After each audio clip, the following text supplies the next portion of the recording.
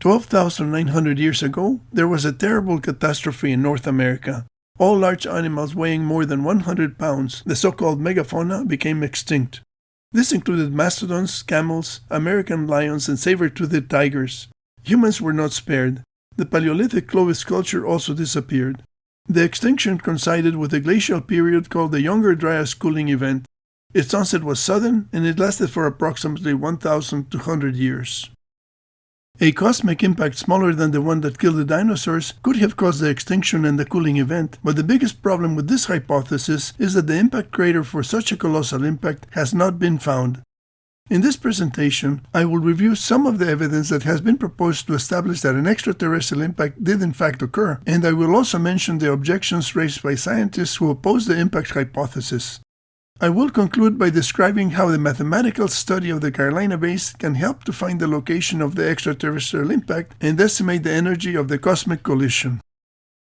In 2007, Firestone and 25 co-authors proposed that an extraterrestrial impact caused the extinction of the North American megafauna and triggered the Younger Dryas cooling event. This paper reported microspherules and nanodiamonds at the Younger Dryas boundary as evidence of an extraterrestrial explosion over North America that destabilized the Laurentide ice sheet and caused extensive biomass burning. Samples were taken from 15 Carolina bays because previous authors had proposed that the bays had originated from an extraterrestrial impact. Since no crater had been found, Firestone proposed that one or more large, low-density extraterrestrial objects exploded over northern North America. Based on hypervelocity impact research by Professor Peter Schultz, he also suggested that multiple large meteorites hitting the 2-kilometer thick Laurentide ice sheet at angles of less than 30 degrees would have left negligible traces after the glaciers melted. In 2009, Firestone replied to criticism about the 2007 paper. Firestone maintained that the spherules at the Younger Dryas boundary were suitable indicators of the extraterrestrial airburst, and that the conflicting dates for the Carolina Bays could have resulted from inadvertent sampling of older sediment that may have shifted over time. He also renewed his assertion that an impact on the Laurentide ice sheet could have shielded the ground and prevented the formation of a crater, as had been demonstrated by Professor Schultz. Firestone pointed out that the radial alignment of the Carolina Bays and the Nebraska rainwater basins was an indication of an extraterrestrial explosion in the Great Lakes or Hudson Bay, as shown in this image. He attributed the formation of the elliptical depressions to the wind from a shockwave, which he said was consistent with the theory that the bays were Aeolian in origin as proposed by previous researchers. Firestone's 2009 paper brought attention to the Nebraska rainwater basins that had been discovered in 2001. By 2010, the wide availability of LiDAR data allowed Michael Davies to integrate hundreds of LiDAR images with Google Earth. He used great circle trajectories adjusted for the Coriolis effect to calculate the convergence point of the bays at Saginaw Bay. Previous attempts by others to find the focal point had failed because they had used straight lines on flat maps and they had ignored the flight time of the projectiles. The discovery of the Nebraska rainwater basins was crucial for the triangulation effort because previous impact researchers had thought that projectiles of extraterrestrial origin had formed the Carolina Bays. In addition to calculating the convergence point, Michael Davies established a publicly available LiDAR database that is a great resource for research on the Carolina Bays. In 2011, Nicholas Painter and 6 other university professors from the US, the UK, and Austria collaborated on a Requiem paper declaring the death of the Younger Dryas impact hypothesis. In the Roman Catholic Church, a Requiem is a mass for the repose of the souls of the dead. The paper went point by point over Firestone's claim and showed that none of the evidence could be conclusively considered indicative of an extraterrestrial impact. Firestone's papers had not shown an impact crater, meteorite fragments, petrographic shock metamorphism, enrichment of siderophile elements, or other criteria established by impact science. The microspherules reported by Firestone had not been established by any previous research as a specific characteristic of extraterrestrial impacts. The Requiem paper referenced the 2007 publication by Ivester that described an episodic formation process for the Carolina Bays. The Requiem paper was very influential in stopping funding and research on the Carolina Bays. In 2012, Mark Boslow, a physicist, and 15 co-authors published their objections to a Younger Dryas impact event and its hypothesis. They noted that several versions of the Younger Dryas impact hypothesis had been published and that the fragmentation and explosion mechanism proposed for some of the versions did not conserve energy or momentum, that physics-based models had not been presented to support the various concepts, and that the chance of a large comet impacting the Earth during the time period specified was infinitesimal. In addition, the authors listed three major objections. First, there is a lack of impact evidence because no impact craters of the appropriate size and age are known, and no shocked material or other feature diagnostic of impacts have been found in the YD sediments. Second, the climate and archaeological features attributed to a YD event can be explained by mechanisms that do not require an impact. And third, the authors stated that the YD proponents misinterpreted some of the evidence used to argue for an impact, and several independent researchers were unable to reproduce reported results. The lack of impact evidence is a justifiable criticism, but misinterpretation of evidence is a grave accusation about the competence of the scientists, and this has created great hostility between proponents and opponents of the YD impact hypothesis. The proponents of an extraterrestrial impact at the Younger Dryas boundary have been very persistent and not easily discouraged by criticism. In 2012, several papers evaluated the microspheral evidence, and additional microspherals were found in Mexico. In 2013, James Whitkey and 27 other collaborators quantified the amount of microspherals attributed to an extraterrestrial impact across 4 continents. This was one of the largest investigations undertaken regarding spheral geochemistry and the process of spheral formation. Spherals from 18 sites across North America, Europe, and the Middle East were investigated with X-ray microscopy and scanning electron microscopy. The research also produced spherals from wood in the laboratory at more than 1,730 degrees Celsius, indicating that impact-related incineration of biomass may have contributed to spheral production. The authors estimated that 10 million tons of spherals from a cosmic impact were distributed across 50 million square kilometers. Before the ink was dry on Whitkey's paper, Boslow and 3 co-authors sent a letter to the Proceedings of the National Academy of Sciences, repeating the criticism that the impact hypothesis did not have a physics-based model and that the arguments presented in the paper demonstrated a misunderstanding of comets as well as the physics of airbursts. Whitkey's paper was criticized for the description of how comets break apart by gravitational forces, and also for stating that the thermal radiation of the comet passage was enough to melt iron-rich and silicon-rich surface sediments at more than 2,200 degrees Celsius. Boslow clarified that such temperatures are only exceeded in the air shock during a brief hypervelocity transit over a small area near the front of the bow shock before complete ablation or dark flight.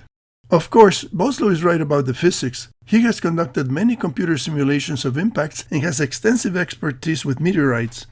An obvious question is, why don't these guys get together and work on a model that is acceptable to all, instead of just criticizing each other?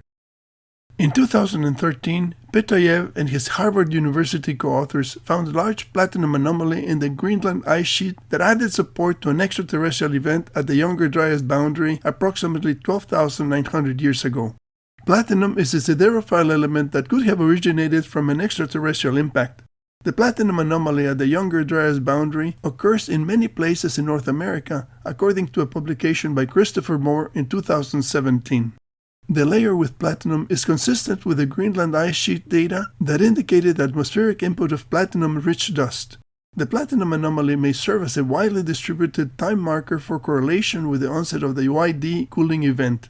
Unlike the microspherals that continue to be contested as evidence of an extraterrestrial impact, the platinum anomaly reported by Petayev looks like solid evidence that there was an extraterrestrial impact at the Younger Dryas boundary. Petayev proposed that the projectile was an iron meteorite that was unlikely to result in an airburst, which means that it must have impacted the Earth's surface. Even though Firestone called attention to the radial alignment of the Carolina Bays and the Nebraska rainwater basins in his 2009 paper, subsequent research on the Younger Dryas impact hypothesis tried to avoid association with the impact origin of the bays because there was a perception in some scientific communities that the research was unprofessional due to the early naive bay genesis claims. The great diversity of dates obtained from the subsurface of the bays was interpreted to mean that the bays were created over thousands of years, rather than from a single event. Since the dates were obtained by very precise methods, trying to correlate bay genesis with an impact event seemed like an insurmountable task. The most powerful arguments in favor of the impact origin of the Carolina Bays are their radial alignment and their elliptical geometry, which cannot be achieved by wind and water mechanisms. Many researchers had described the Carolina Bays as either oval or elliptical. Melton and Shriver in 1933 and Prouty in 1952 characterized the bays as elliptical, but they did not perform a geometrical analysis to verify that the bays were mathematical ellipses. Using LiDAR images, it can be shown that an ellipse with the same width-to-length ratio as a Carolina Bay fits the bay exactly after scaling and rotating the ellipse. This makes it possible to conclude that the archetype shape of the Carolina Bays is elliptical and that the bays can be modeled as mathematical conic sections. Many bays have been deformed by terrestrial processes and human activity, but the bays that are well preserved have an elliptical shape. The Carolina Bays and the Nebraska rainwater basins have similar ellipticity, even though they have different axial orientations and they are separated by 2,000 kilometers. The elliptical shapes correspond to cones inclined at about 35 degrees. The predominant elliptical geometry with width-to-length ratios of about 0.58 is the most convincing evidence that the bays were not formed by ordinary terrestrial processes. The Carolina Bays and the Nebraska rainwater basins are found on unconsolidated soil close to the water table. The bays in Nebraska are in terrain that is 600 to 700 meters above sea level on ground that has not been close to any sea for 60 million years.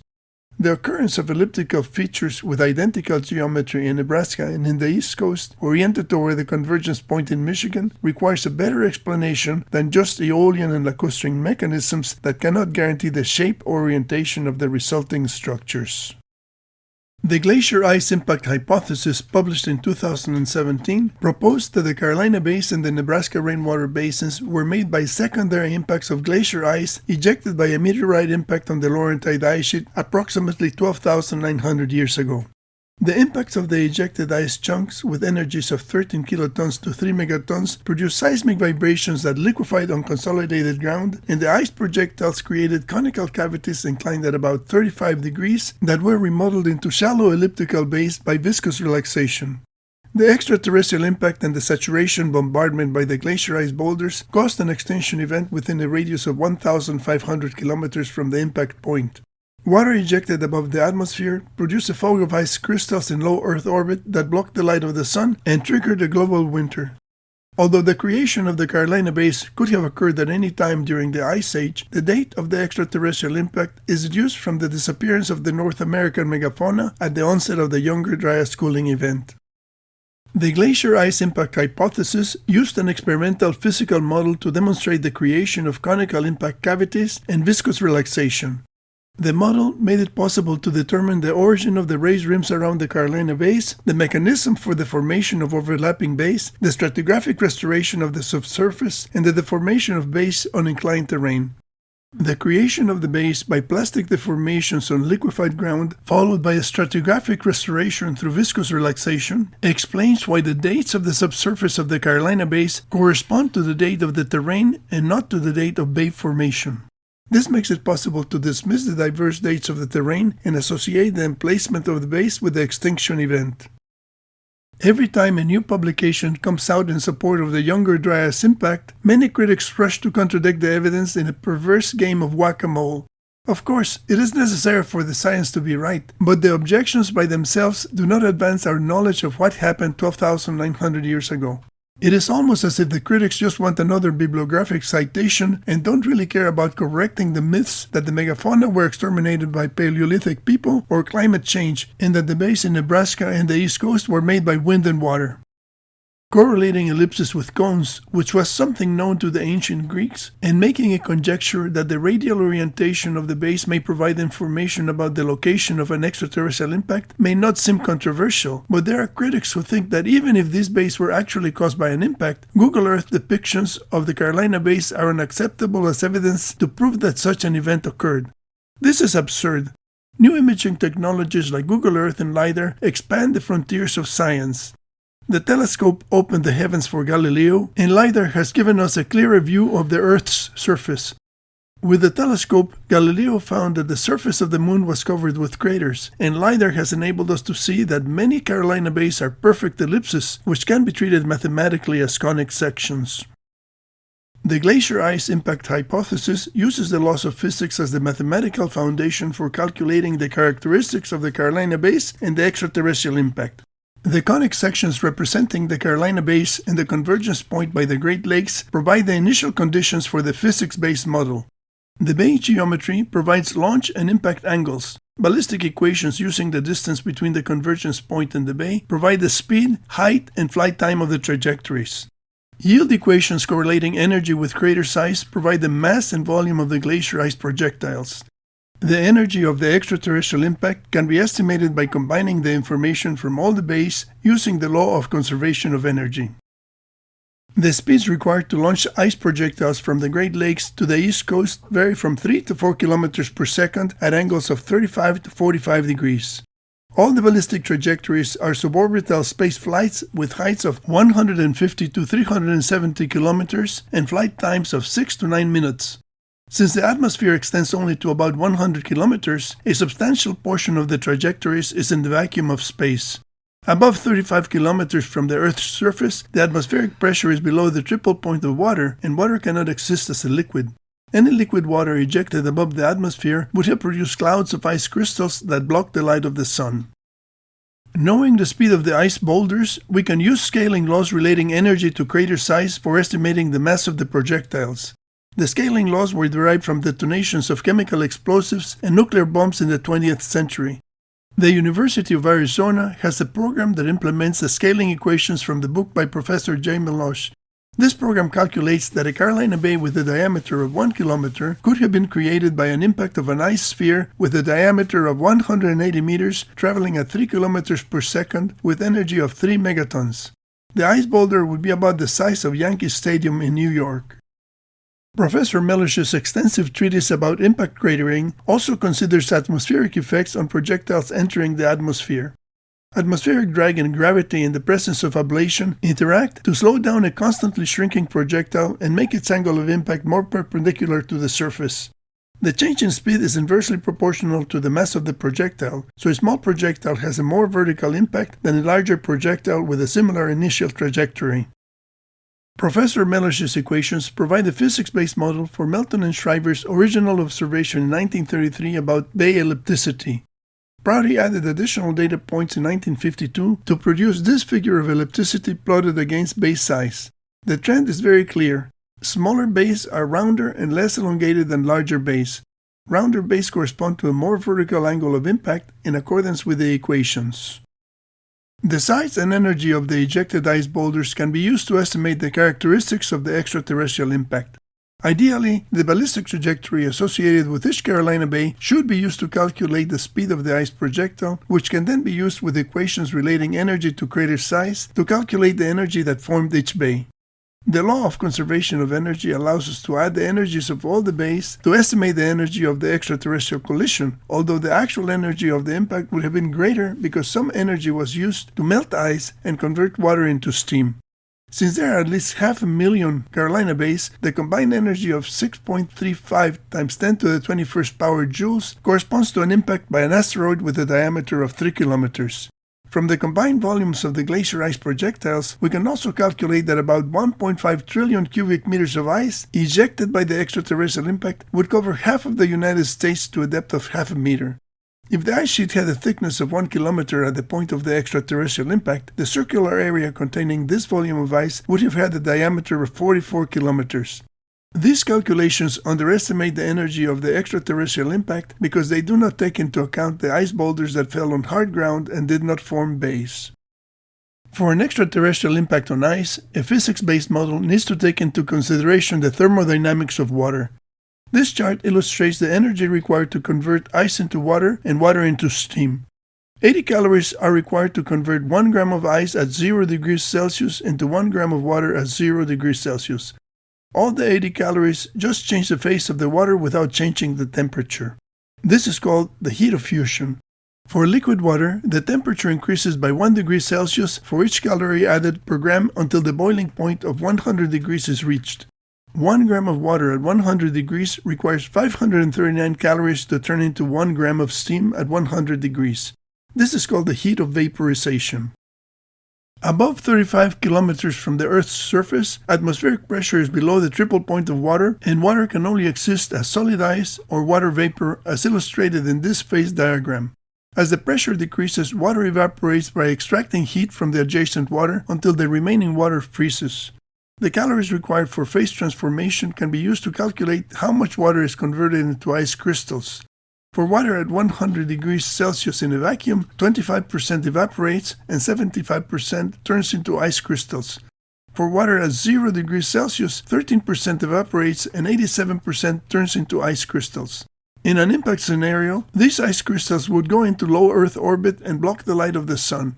The ice crystals would eventually sublimate into water vapor, ending the global cooling event. Sublimation is the direct conversion of ice into vapor, which requires the energy of the heat of fusion plus the heat of vaporization, which is 619 calories per gram. From the duration of the Younger Dryas and the rate of sublimation, it is possible to get a rough estimate of the amount of water ejected by the extraterrestrial impact on the Laurentide ice sheet. The elliptical geomorphology of the Carolina Basin and the Nebraska rainwater basins provides the basis for a physics-based model of an extraterrestrial impact because the conic sections are the result of the fundamental forces that created the base. The glacier ice impact hypothesis provides a plausible mechanism for the formation of the base and explains their morphological features and the diverse dates of the terrain on which the bases are found. It is time to resume research on the Carolina Bays and consider their geometry and their transformations by terrestrial processes after their emplacement. The study of the Carolina Bays promises to give us a clearer picture of the cosmic event that devastated North America 12,900 years ago.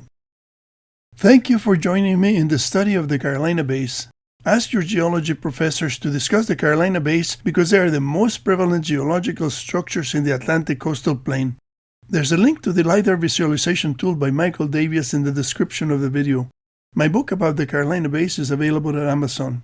Subscribe to my YouTube channel to be notified of future videos about the Carolina Bays and other scientific topics.